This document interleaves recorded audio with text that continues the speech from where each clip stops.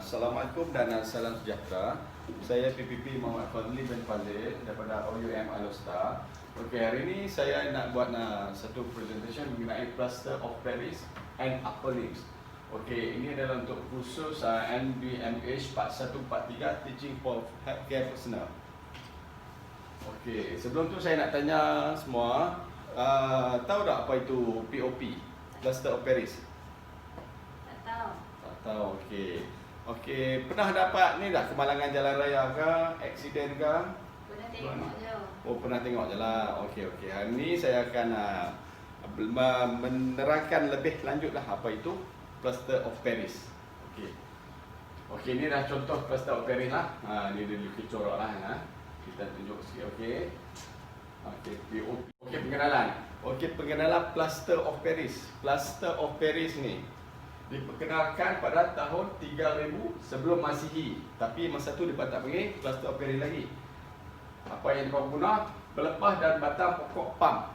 Pelepah dan batang pokok palm tu dijadikan macam functionnya macam plaster of Paris. Okey, 850 Masihi pakai perubatan Arab. Dia gunakan campuran limau dengan telur putih. Bila limau dengan telur putih depa campur sekali, dia akan jadi keras lah. Jadi keras. Konsep dia lebih kurang macam POP yang kita pakai lah ni lah. Okey, pada abad 19 pakai bedah Napoleon. Dia menggunakan kepingan kulit dan straw dengan dicampur wine, acetate, carbohydrated spirit, telur putih dan air. Dia pun guna telur putih jugalah. Dengan kulit dan straw dicampur wine. Dia lebih orang kata apa, lebih mendalam lah dia punya kajian tu. Dia buat lagi banyak lah dia punya campuran tu untuk dijadikan function semua sama seperti POP. Okey, 1835 Masihi Dr. Prancis. Kali ni dah canggih sikit, dia pakai cardboard. Cardboard dia lebih ringan. 1852 Masihi dia guna serbuk disapu ke bandage. Masa ni dah kena bandage lah. Kemudian direndam ke dalam air dan terus dipasang. Okey, 1970 Masihi sintetik cast diperkenalkan seperti fiberglass. Tahun 1970 sintetik cast diperkenalkan. Okey, yang ni kita nak tengoklah apa itu POP. POP ialah plaster of Paris ataupun dia punya active ingredient dia hydrate calcium sulfate. Okey, dia punya active ingredient dia hydrate calcium sulfate. Okey, dia punya setting time dia 2 hingga ke 5 minit. Maksudnya waktu kita pasang tu, lepas tu dia akan jadi kerah nak 2 hingga ke 5 minit. Bergantung kepada jenis POP jugalah. Ada yang ambil masa yang lebih sikit lah, 5 minit dan ke atas. Tapi selalunya 2 hingga ke 5 minit. Okey, drying time dia kita ambil masa 24 hingga ke 72 jam. Maksud kata drying time ni adalah proses pengeringannya. Tadi dia kerah lah. Bila balut-balut dia jadi setting time, dia dikerah dulu. Tapi untuk ambil masa untuk dia kering, mengambil masa sehari hingga ke 3 hari. Selalunya 3 hari lah. Pasal tu kalau nak open window kita nak buka tingkap, kita ambil masa selama 3 hari. 2 hingga ke 3 hari. Okey, apa yang masukkan green cast tu maksudnya? Cast tu belum kering. Dia masih cast yang masih hijau, yang masih muda. Dia panggil green cast. Maksud dia tak sampai lagi dia punya drying time dia lah. Okey, next. Okey, sebelum tu setiap benda yang kita buat tu mesti ada tujuannya kan. Apa tahu tak tujuan POP? Boleh bagi contoh kat saya tak satu tujuan POP? Untuk mengurangkan komplikasi. Okey, yang tu boleh terima keadaan. Tapi yang betulnya tujuan pemasangan POP adalah untuk merawat kepatahan. Untuk merawat kepatahan. Okey, mengurangkan komplikasi, betul. Macam Cik ni kata, mengurangkan komplikasi. Okey, memberi ampuan, menekan alignment, membetulkan kecacatan. Contoh membetulkan kecacatan ni macam kita pasang CTV, Ponseti method, Ponseti cast. Untuk bayi yang baru lahir, selalu kaki mereka akan ada congenital talus equinovarus. Okey, dia membetulkan kecacatan. Untuk pakai POP lah. Menggalakkan penyembuhan. mengehatkan pergerakan dan menyokong dan menstabilkan. Menggalakkan penyembuhan ni bila tulang kita tak bergerak, duduk dalam POP, duduk dalam kas, dia akan galakkan tulang tu cepat sembuh. Okey. Mengehatkan pergerakan ialah kita pakai POP memang kita tak boleh nak gerak lah. Memang tak boleh, tujuannya untuk immobilize. Immobilize, orang bagi tulang tu bergerak. Okey. Dan menyokong dan menstabilkan. Menyokong tulangnya batas lah. Ada ampuan keadaan. Okey. Okey, untuk kas pula, plaster operi ni adalah benda tu lah. Okey, dia digunakan untuk membuat kas dan slab. Okey. Okey, di sini kita boleh tengoklah jenis-jenis kas. Siapa boleh bagi contoh kat saya satu jenis kas? Apa jenis kas? Slab. Kas. Kas atau slab. U-slab lah. U-slab, okey boleh. U-slab pandai ya. Okey, ini adalah bayonet kas ataupun thumb spiker. Contoh ya, collis kas, beef kas, scaffold kas, hanging kas. Okey, macam cik kata U-slab pun boleh. U-slab, U-slab, ulnar gutter, wall slab, below elbow kas dan above elbow kas. Okey, kita tengok macam mana untuk rupa-rupa kas. Okey, ini adalah collis kas. Dia selalu digunakan untuk collis fracture, kepatahan collis. Tahu tak kepatahan collis tu macam mana? Tak tahu. Kepatahan collis ni adalah kepatahan yang melibatkan tulang di bahagian distal and radius. Melibatkan orang tua, elderly lah biasanya, orang tua. Okey. Posisinya dalam collis kas ialah palmar flexion 20 degree hingga ke 30 degree. Dan ulnar deviation 15 degree dan pronation. Okay. Lepas tu kita kena ada second palmar crease. Untuk POP, kerana kalau masa kita balut tu, kita kena pastikan POP itu berada dalam keadaan second palmar crease. Ini palmar nombor 1, palmar first palmar crease, ini second palmar crease. Jadi dia kena ada di bahagian second palmar crease dan below knuckles. Below knuckles. Macam inilah below knuckle, ni knuckle kita, dia kena ada second palmar crease dan below knuckle. Di sini tengok, ini di bahagian bola-bola tengok second palmar crease dan below knuckle. Okey, bayonet kas ataupun thumb spiker. Apa kita bagi bayonet kas ataupun thumb spiker? Base of first metacarpal bone, bayonet fractures and Rolando fracture. Okey, interphalangeal joint, mid proximal phalanx up to 2 to 3 cm from elbow. Okey. Dia adalah untuk kepatahan first metacarpal bone. Mana first metacarpal bone kita? Okey, di sini. Ini tulang metacarpal kita. Di sini ada first, second, third, fourth and fifth. First metacarpal bone fracture, kita pasang bayonet kas ataupun Rolando fracture atau Brannet fracture. Semua tu ada dia punya ni lah nama-nama kepatahan tu bahagian tulang first metacarpal bone. Okey, interphalangeal joint mid proximal phalanx. Masuk kata dia kena berada di bahagian IPJ dah.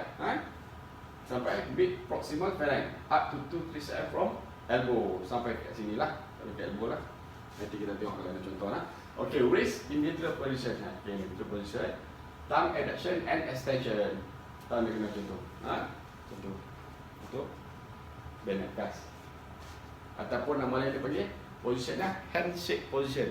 Macam kita salah kawan. Handshake position. Okay. Jelas kan? Jelas. Okey, inilah scaphoid cast. Scaphoid cast ni macam thumb spiker juga. Bentuk dia lebih kurang macam thumb spiker, tapi dia position dia lain lah. Scaphoid cast. Interphalangeal joint, mid proximal phalanx up to 2 cm from elbow. Wrist 10 to 15 degree dorsiflexion. Atau dipanggil glass holding position. Okey. Ini adalah untuk fracture bahagian scaphoid lah. Nama dia scaphoid cast.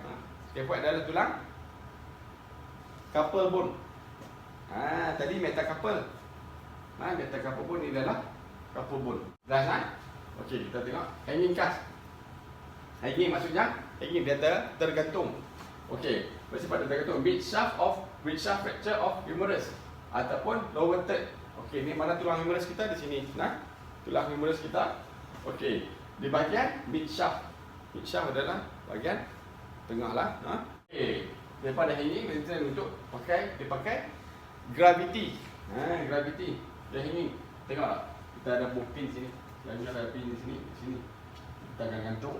So dia akan patah di sini pakai mixer ataupun rotate. So berat semen ni akan tarik gravity lah ke bawah. Dengan harapan boleh membentukkan tulang yang patah, yang display tu. Gravity akan membentukkan tulang yang display. Itu panggil hanging cast. Okey. Jelas kan? Okey, above elbow cast. Above elbow cast adalah untuk selalunya untuk kepatahan di bahagian forearm. Mana kita punya forearm? Ni adalah arm. Ni adalah forearm.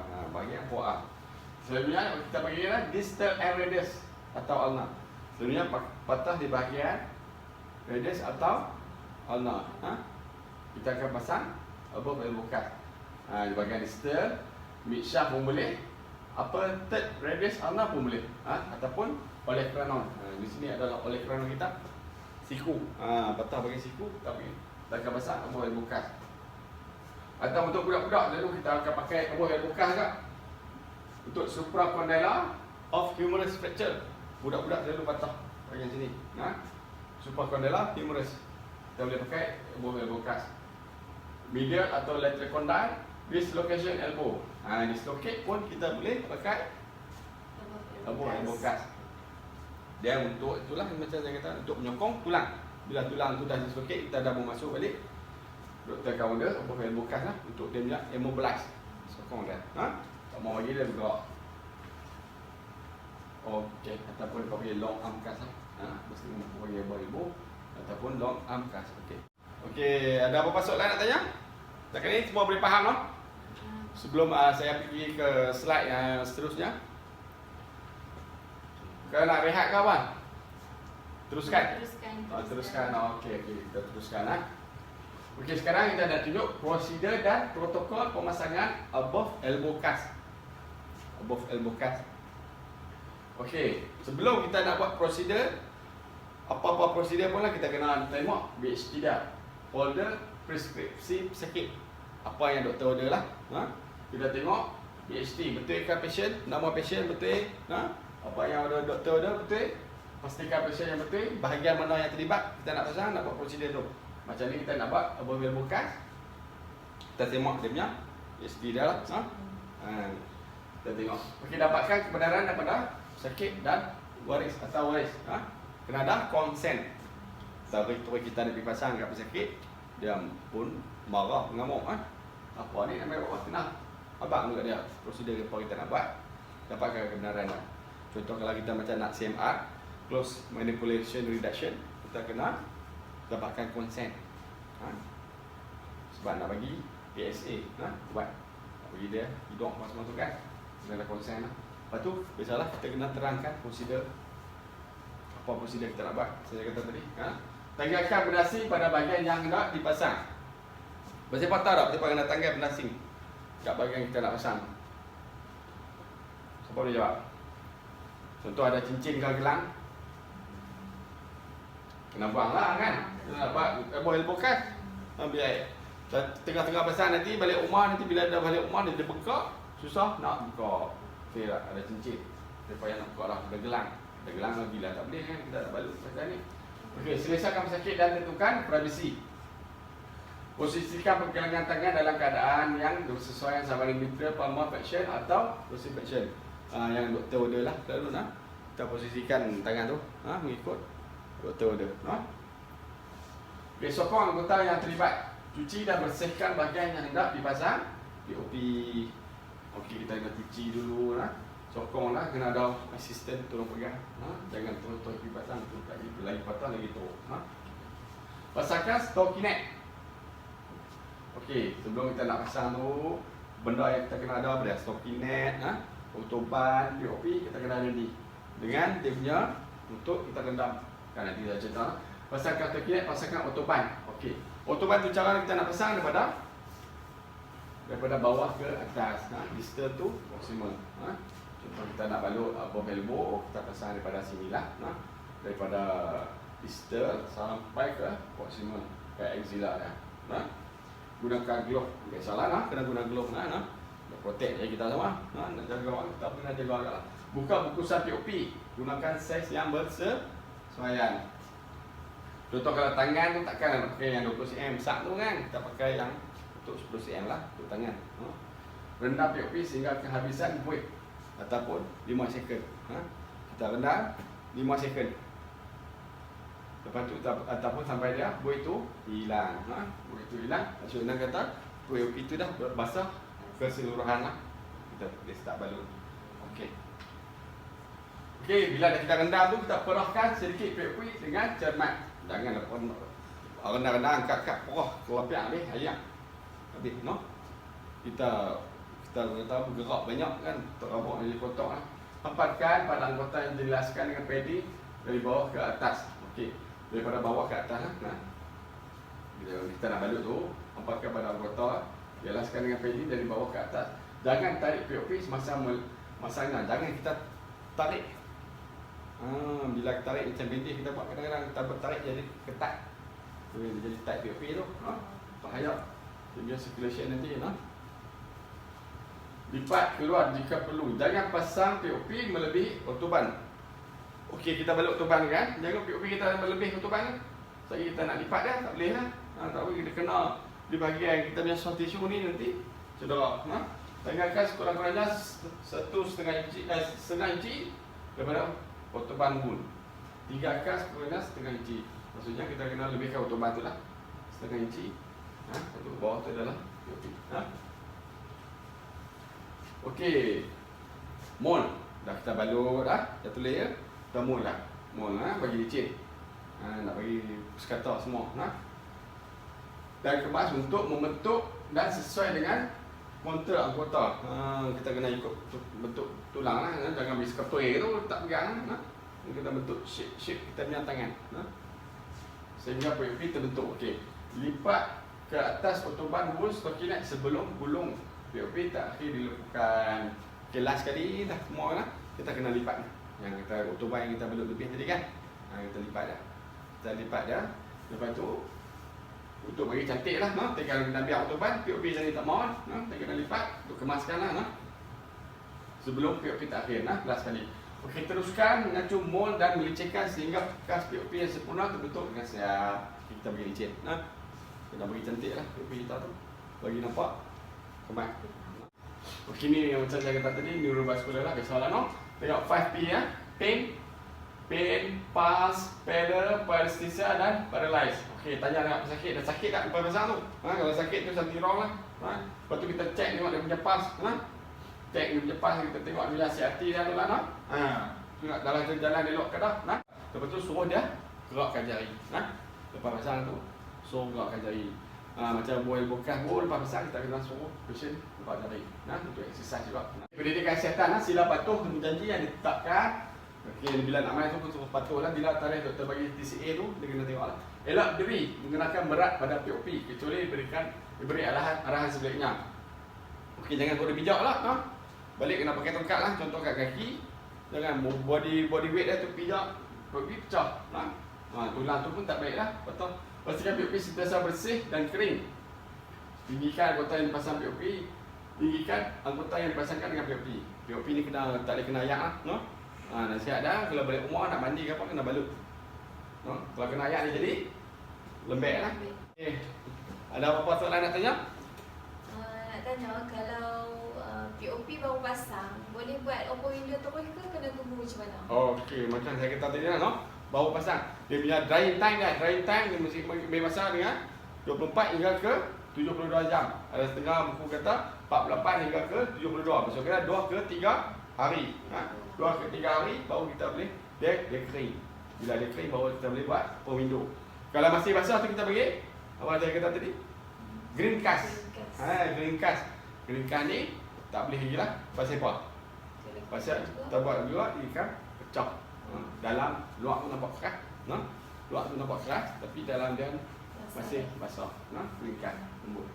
Okey, ada soalan lagi tak? Tak ada lah. Okey, tak ada soalan. Okey, terima kasih. Okey, saya sudahi presentation saya ni. Wabillahi taufiq wa hidayah. Assalamualaikum warahmatullahi wabarakatuh. Assalamualaikum dan selamat pagi. Saya PPP Muhammad Fadli bin Fazil, student OUM dari kursus Bachelor Medical and Health Science. Okey, hari ini saya nak mengajar tentang cara-cara pemasangan POP. Okey, sebelum tu kita kena tahulah apa-apa barang yang kita nak pakai sebelum kita nak pasang POP. Okey, benda-benda yang kita perlu ada untuk pemasangan plaster of Paris adalah yang bahan pertama sekali POP lah, plaster of Paris. Yang kedua adalah autoban. Okey, POP dan autoban ni dia ada saiz lah. Untuk POP kita pakai saiz 10 cm untuk tangan. Dan satu lagi kita kena ada air. Air dia kita pakai air swam lah. Lebih kurang suhu dia 40 degree. Okey, sebelum kita mulakan prosedur kita kena terangkan kat pesakit lah prosedur apa kita nak buat. Lepas tu kita kena privacy lah kat pesakit. Pastikan keadaan bilik bebas daripada sebarang kecederaan yang akan berlaku lah. Okey, untuk kali ini saya akan nak tunjuk cara pemasangan above elbow cast ataupun above elbow POP lah. Okey, sebelum tu saya nak terang POP ni ada bahan dia adalah daripada kalsium sulfate hemihydrate ataupun gypsum kita panggil. Okey, seterusnya saya akan tunjuk cara untuk kita pasang POP ni lah. Okey, sebelum tu kita dah terangkan tadi kena minta apa persetujuan daripada pesakit, privacy pesakit semua. And then satu lagi kita kena ada assistant, orang yang tolong pegang tangan tu lah. Okey, untuk kali ni saya akan pasang above elbow POP ataupun above elbow cast. Selalunya above elbow cast ni adalah untuk kepatahan di bahagian tulang radius dan ulnar lah. Kita akan pasang above elbow cast, di mana dia punya prinsip kita kena immobilize two joint fixation. Maksudnya joint di bahagian wrist dan di bahagian elbow kita kena immobilize fixation dia. Okey, sekarang saya tunjuk cara nak pasang above elbow cast. Okey, assistant minta tolong pegang tangan. Okey, kita selesaikan pesakit dulu dengan posisi yang sesuai untuk kita pasang. Okey, kita akan bagi arahan dekat assistant kita untuk pegang 3-1. Maksudnya 3 jari dan 1 ibu jari. Okey, yang gitu. Lepas tu elbow flexion kita mesti 90 degree lah. 30 degree. Yang wrist ni kita kena straight. So kita akan guna bahan ni autoban dia panggil. Autoban ni kita balut daripada distal to proximal. Maksudnya daripada ujung ni sampai ke bahagian proximal. Okay, sekarang saya akan balut autoban. Cara balut dia pula adalah 1/3 daripada autoban tu. Okay, kita balut sampai proximal.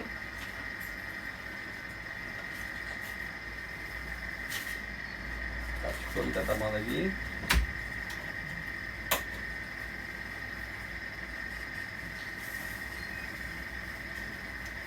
Biasanya kita akan lebihkan bahagian proximal ni untuk mudahkan kita nanti kita nak lipat dia.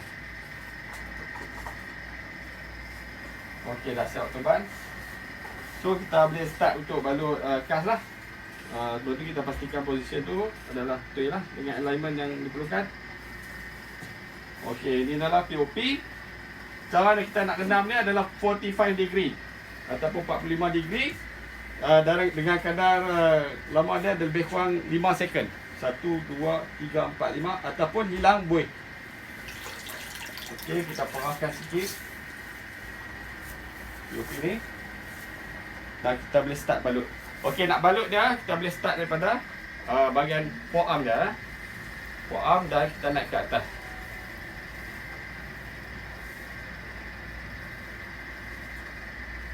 Okey.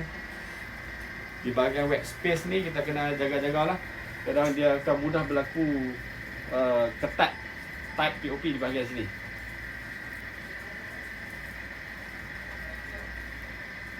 Okey, kita balut sampai habis. Okey, lepas satu roll kita akan mold POP ni supaya kita dapat bentuk dia. Dan satu lagi kita kena jaga di bahagian-bahagian bony prominence. Bony prominence ni maksud kata bahagian tulang yang kita yang timbul lah. Kita kena pastikan bentuk kat situ dan kita kena letak padding yang lebih di bahagian situ lah. Okey, dah first roll kita boleh lipat. Kita lipatkan POP ni. Okey, satu lagi saya nak terang, kedudukan POP ni mestilah kita free di bahagian kapur metakapo joint. Di sini kita tak boleh balut. Di sini kita kena free. Lepas tu kita lipat. Kita buka untuk yang kedua. POP yang kedua.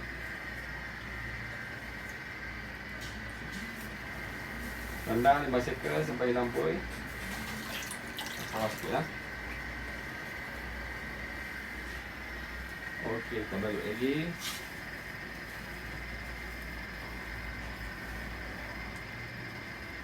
Okey, di bahagian depan ni dipanggil bahagian palma ataupun bola. Di bahagian sini, kedudukan POP kita kena ada di bawah second palmar crease. Sekejap lagi kita akan tunjuk di mana second palmar crease tu.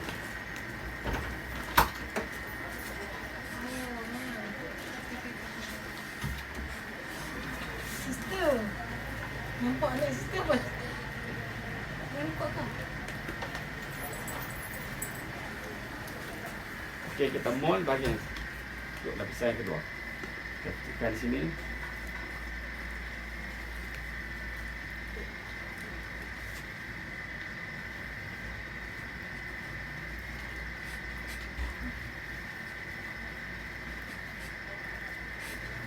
Okey, siap di bahagian forearm lah.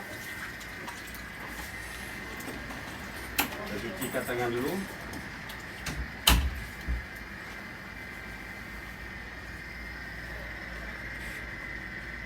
Okey, second palmar crease tu dekat tangan kita ni, contohlah saya tunjuk. Kita ada dua line lah. Ni line pertama, first palmar crease, dan ini adalah second. So POP kita mesti ada di bahagian sini lah. Kita tak boleh lebih kat situ supaya untuk dia memudahkan dia untuk pergerakan jari. Tak glove satu tidak. Okey, kita tukar glove lah supaya nampak dia dah banyak dengan POP.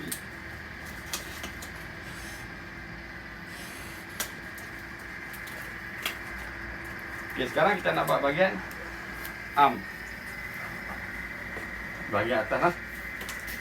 Selanjutnya POP kita akan pasang di bahagian sampai ke mid shaft of humerus. Di bahagian tengah. Dan ini kita akan lipat nanti. Okey, kita rendam. Okey, kita kuatkan sikit. Okey, kita sambungkan di sini. Okey, yang satu lagi kita kena take note di bahagian elbow joint. Kita kena buat figure of 8 lah. Untuk pastikan tidak berlaku tekanan di bahagian situ. Figure of 8.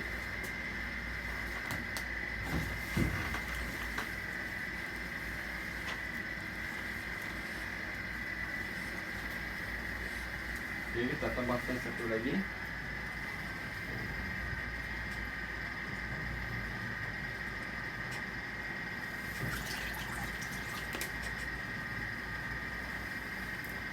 Kita start pada ujung.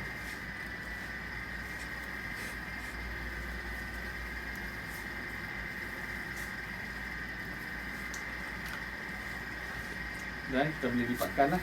Macam saya kata tadi, yang di atas tu kita akan lebihkan dan kita akan lipatkan.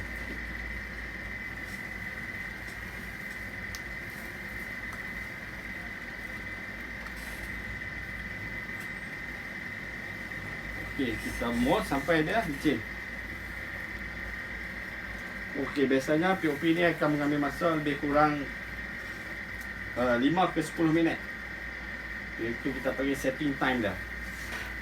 Untuk proses drying time dia mengambil masa 2 hingga ke 3 hari. Biasanya 48 hingga ke 72 jam. Okey, sekarang dia dah keras. Boleh bagi atas. So kita dah immobilize 2 joint lah. Wrist joint dan elbow joint.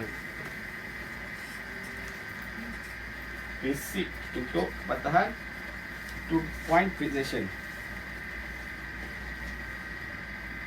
Kita kemaskan lah. Okey, dah selesai untuk pemasangan above elbow cut. Dah selesai pasang tu, kita kena kemaskan lah. Cuci bahagian yang kena POP ni dengan air. Biasakan pesakit lah, yang penting.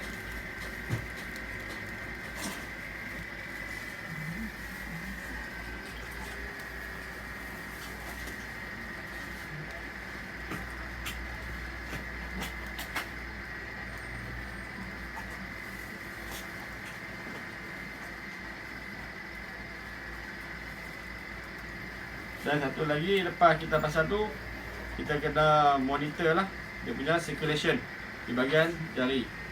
Kita akan check circulation dia, tengok capillary refill test dia less than 2 second.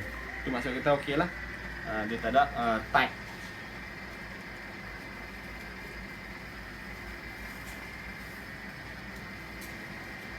Okey, kita kemaskan dulu.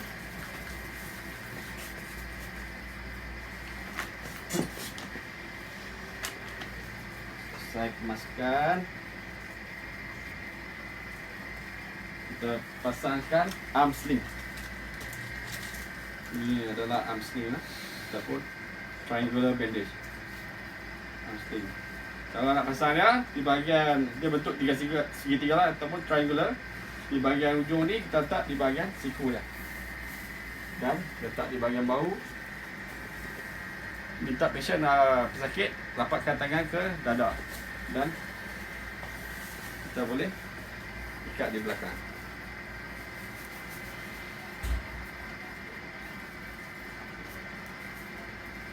Pastikan tangan dia straight lah, lebih kurang 90 degree macam ni ya. Sama macam tu, sama tu no. Okey, bila dah selesai prosedur, lalu kita akan bagi nasihat kepada pesakit tentang penjagaan POP. Okey, untuk penjagaan POP ni itulah, pertama kita jangan jolok. Selalunya bila pakai POP, pesakit akan rasa gatal. Bila dia berpeluh dalam tu, dia akan gatal. Pesakit akan ambil diri jolok. Okey, kita nasihatkan jangan jolok, sebab dia boleh berlaku kecederaan, luka di dalam kan. Lepas tu kita tak nampak. Yang kedua, jangan bagi pesakit conteng. Bila berlaku pendarahan, kita tak nampak kan. Kita conteng dengan pen ke apa, maka kita tak nampak berlaku pendarahan. Yang ketiga, jangan basahkan POP. Bila kena ayak, kas ni dia mudah lembik. Okey.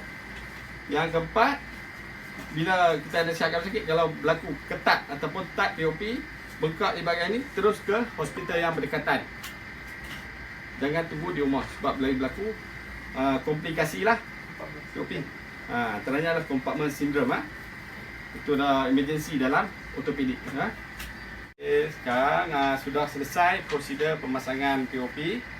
Okey, daripada saya perkenalkan peralatan-peralatan dan nasihat yang telah diberikan, diharapkan dapat memberi sedikit pengajaran kepada pelajar-pelajar semua. Okey, sekian, terima kasih.